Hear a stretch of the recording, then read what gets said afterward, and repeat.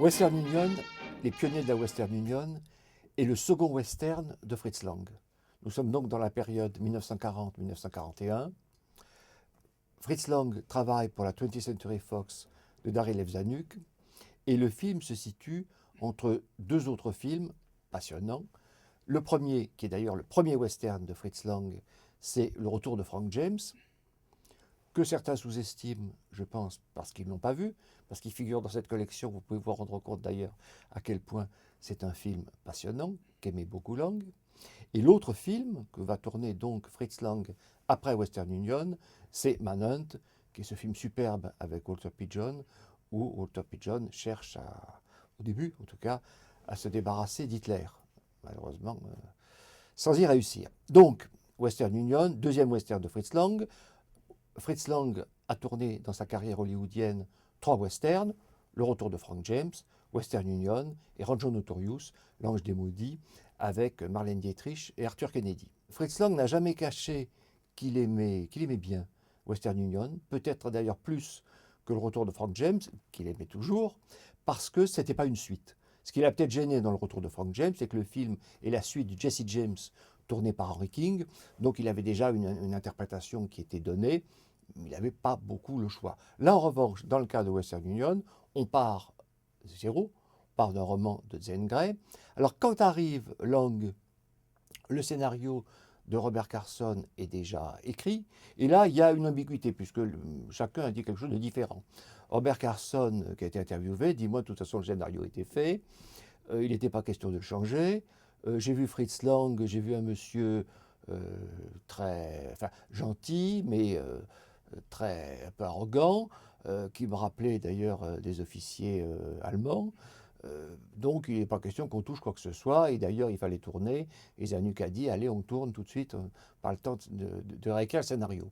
Lang au contraire dit mais pas du tout, moi j'ai travaillé sur le scénario. Bon, comme toujours on peut penser que la vérité est entre les deux, il est bien évident que Lang ne s'est pas contenté de tourner le film comme ça n'a jamais été son habitude, et ça n'allait pas commencer parce qu'il était aux États-Unis. On sait très bien que Fritz Lang était un homme difficile, qui ne se laissait pas diriger, donc il a certainement travaillé au scénario. D'ailleurs, il y a quelqu'un, en tout cas, dont le témoignage est très important, c'est le monteur Gene Fowler Jr., qui a dit, il n'avait pas l'habitude à ce moment-là de travailler encore avec Lang, qui dit le travail de Lang est éblouissant parce que chaque plan est une dramaturgie en elle-même, et en même temps que chaque plan fait partie d'un ensemble. Les plans ne sont pas du tout séparés les uns des autres, ils font vraiment partie d'un ensemble. Il dit j'ai découvert quelque chose de stupéfiant en voyant travailler Fritz Lang, c'est comment vraiment chaque plan était comme une espèce de morceau d'un puzzle géant qui est le film.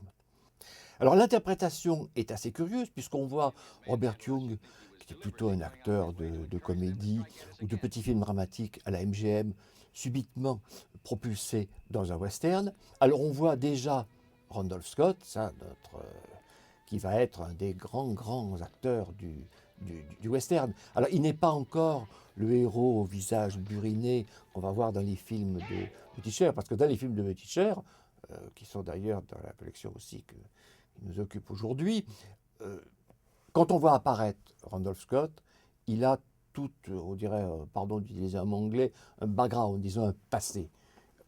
On est très étonné, on sait où sa femme a été tuée, où il s'est mal comporté pendant la guerre de sécession, ou des choses comme ça. Bon, là, c'est tout de même moins évident, c'est beaucoup moins un héros marqué par son passé, mais c'est déjà un très bon acteur de western. Il y a le même phénomène en fait avec Randolph Scott qu'avec John Wayne. Randolph Scott plutôt mineur par rapport à John Wayne, c'est qu'il a suivi l'histoire du Far West, l'histoire du western.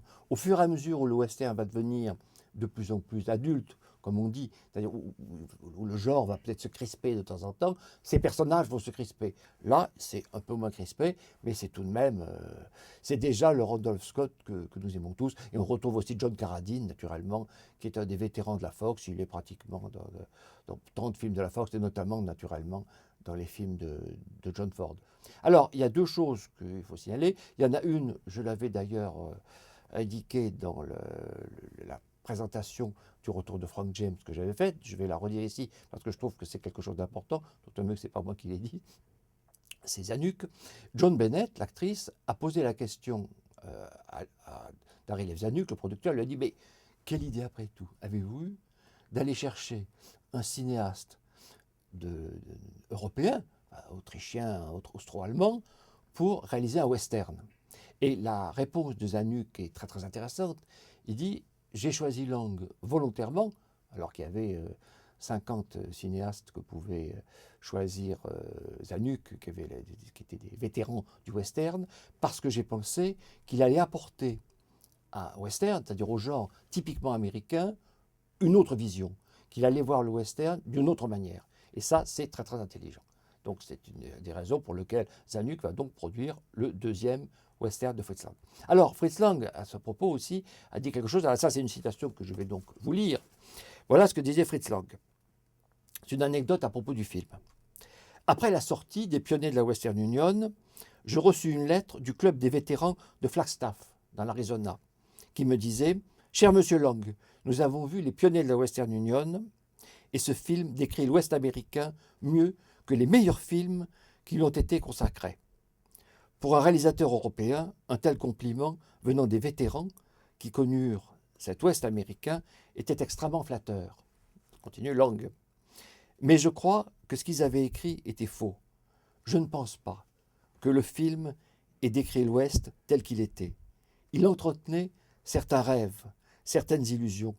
Et en fait, c'est pour ça que le film leur a plu, parce qu'il décrivait un Far West qui n'existait sans doute pas, mais qui aurait été le Far West qu'ils avaient imaginé, qu'ils avaient rêvé. Donc, c'est Western Union. Alors, Western Union, donc, deuxième western de Fritz Lang. Il est tourné à Kanab, dans l'Utah, qui est l'endroit où on tourne un peu. Quand on tourne comme ça, on est à la grande époque des studios. On tourne en Technicolor, ce qui est extrêmement compliqué. Il y a tout de même 225 personnes sur le tournage que dirige Lang. Alors ça ne lui fait pas peur, puisque quand il dirigeait Metropolis, il en avait encore plus. Mais il dirige tout de même 225 personnes dans l'Utah. Et il n'y a aucun problème. Souvent, les gens disent « Ah, mais Lang était odieux, méchant, etc. » Ça fait partie des légendes, ça fait partie des mythes. En tout cas, le tournage se passe très très bien. Et tout le monde a gardé, semble-t-il, un très très bon souvenir du film, y compris d'ailleurs Zanuck qui va produire d'autres films avec Lang.